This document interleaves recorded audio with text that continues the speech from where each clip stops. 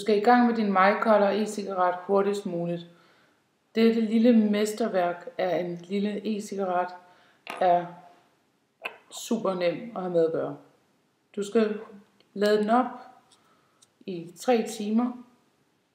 Første gang du lader, det gør du ved at skrue den fast på USB-stikket og ind i computeren, eller du fører USB-stikket ind i strømadapteren og direkte ind i strømstikket, således.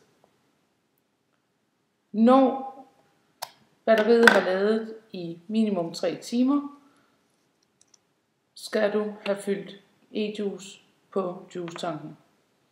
Det gør du ved at hive mundstykket ud. Der sidder en lille gummiring, som sørger for, at juicen bliver nede i tanken.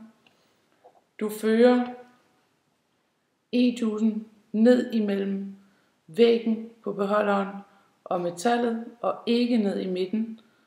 Fylder op til den indikerede mængde, som er 0,9 ml. Sætter mundstykket på igen. Skruer de 2 dele sammen. Forstøver e-juice tank på batteriet, og du er klar til at gå i gang.